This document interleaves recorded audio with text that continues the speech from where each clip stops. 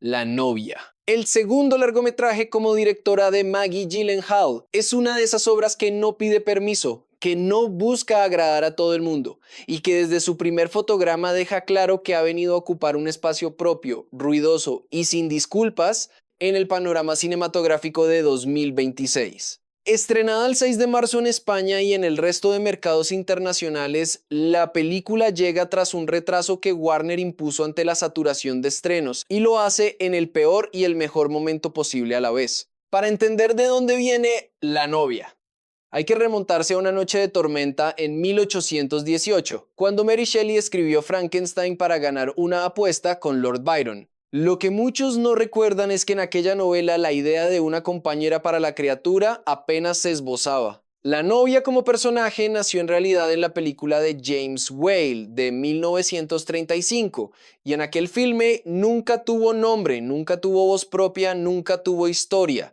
Era un ser definido únicamente por su relación con los hombres que la creaban o la reclamaban. Gyllenhaal toma esa ausencia como punto de partida y la convierte en el grito central de su película.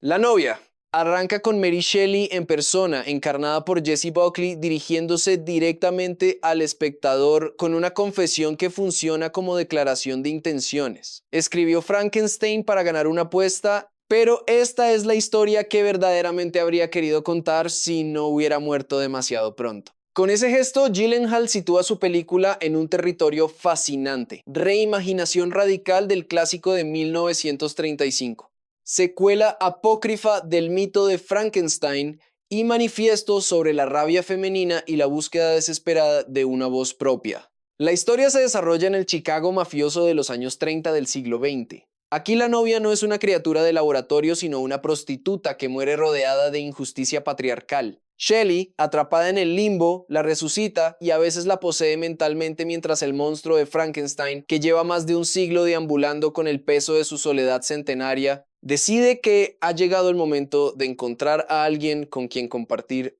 su existencia maldita. A partir de ahí, la película despliega una trama que mezcla gángsters, violencia, música, erotismo y política con una generosidad que en ocasiones roza el exceso y en otras alcanza la brillantez pura. Para dar forma a este espectáculo, Gyllenhaal contó con un presupuesto que ronda los $90 millones según la revista Variety, un salto colosal respecto a La hija oscura, su ópera prima de 2021, rodada con apenas 5 millones. Al frente de la fotografía está Lawrence Sher, director de fotografía de las dos entregas de Joker, quien ha construido una estética oscura y barroca que bebe con claridad de Metrópolis de Fritz Lang de 1927 y del Gabinete del Dr. Caligari de 1920. No es casualidad que Gyllenhaal eligiera los años 30 como escenario, una época socialmente convulsa donde coexistían el hedonismo y la brutalidad, la liberación y la violencia, lo mejor y lo peor de la naturaleza humana. El contexto perfecto para una historia sobre monstruos que reclaman su lugar en el mundo. Jessie Buckley es el corazón de La novia.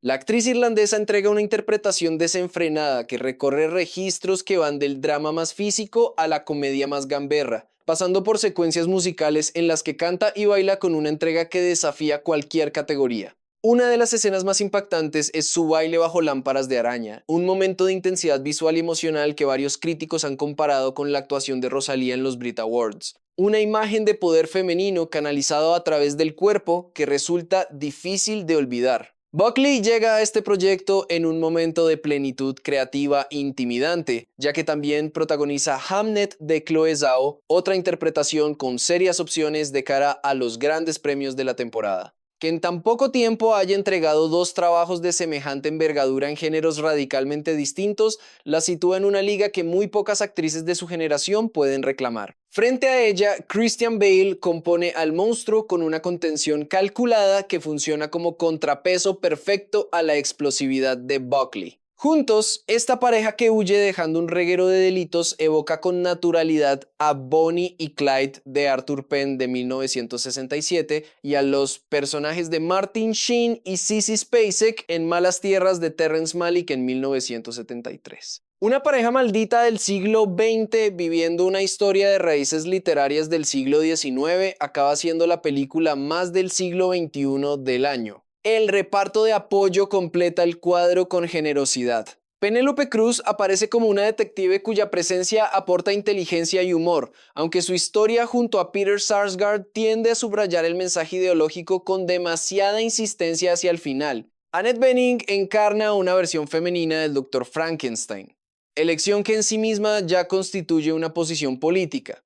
Y Jake Gyllenhaal, hermano de la directora, aparece en el papel de una figura del musical a lo Gene Kelly en una subtrama cinéfila que varios críticos señalan como insuficientemente desarrollada frente al peso del relato principal, porque la novia tiene un problema real que sería deshonesto ignorar. La película pierde fuelle en su segunda mitad. Después de un arranque de enorme potencia, la historia avanza de manera progresivamente más plácida. Llega un punto en el que la película empieza a repetirse a sí misma dentro de un caos más o menos controlado que puede distraer momentáneamente, pero no disimula del todo el agotamiento creativo. La fiesta que prometía el arranque se apaga antes de que lleguen los títulos de crédito finales. No es un fallo menor en una película que construye su identidad precisamente sobre la promesa de no tener límites. Dicho esto, La novia sigue siendo una de las obras más singulares del Hollywood actual. Es violenta, musical, política y apasionada a partes iguales,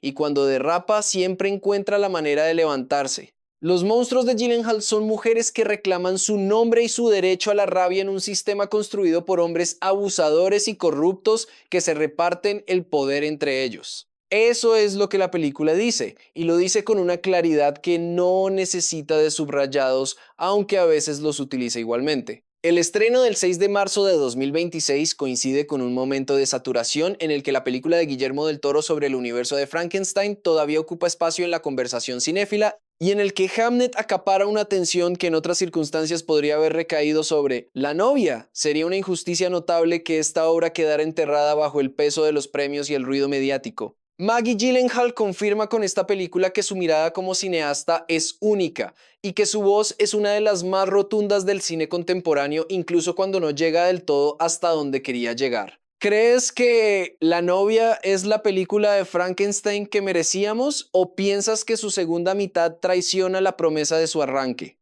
Déjanos tu opinión en los comentarios, comparte este artículo con todos los apasionados del cine de autor y suscríbete a nuestro canal para no perderte ningún análisis de los grandes estrenos de la temporada.